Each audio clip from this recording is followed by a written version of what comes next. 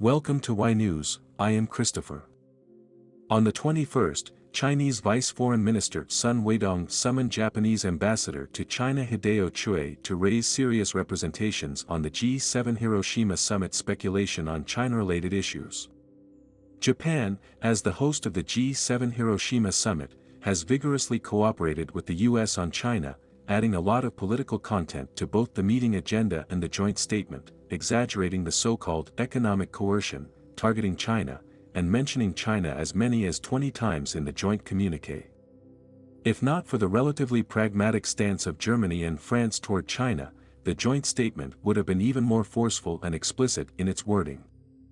China expects its chip industry to grow and develop, but the US is not accustomed to China's rapid rise, so it has joined several other countries to suppress China and try to hinder China's progress from all sides.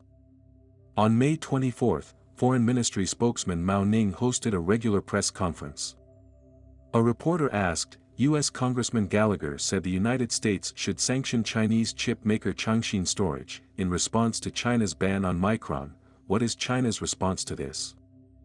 Mao Ning said that China is firmly opposed to the U.S. side generalizing the concept of national security, abuse of state power, unreasonable suppression of Chinese enterprises. Such discriminatory and unfair practices seriously damage the normal economic and trade exchanges and cooperation between China and the United States, undermine the market rules and international economic and trade order, and seriously disrupt the stability of the global production and supply chain.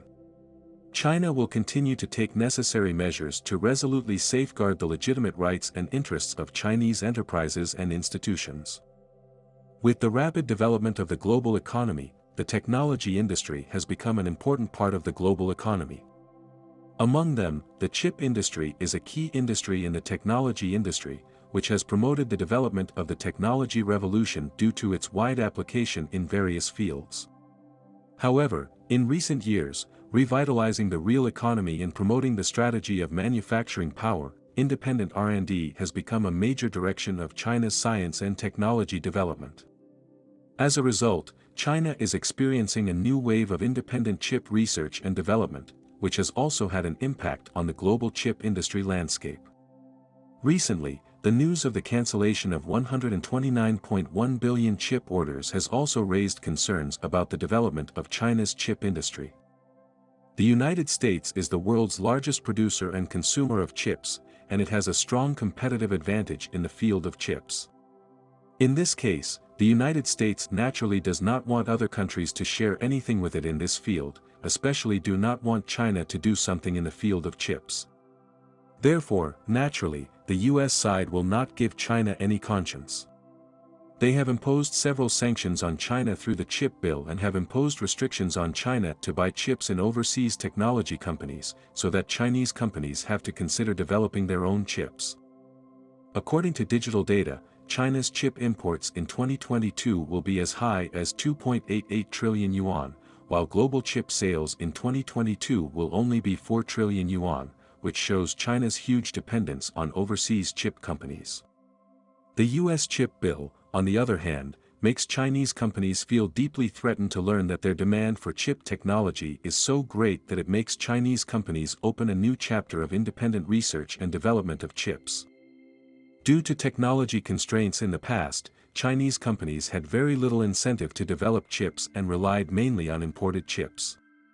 However, under the US sanctions, Chinese companies had to start independent research and development of chips, and invested heavily in a short period of time.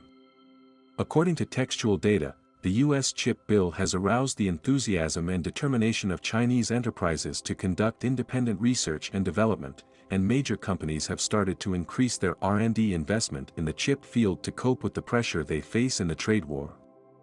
This may be a positive sound. China has taken a solid step in independent research and development of chips, starting a new era of competition with the United States and other countries with a competitive advantage in the chip companies.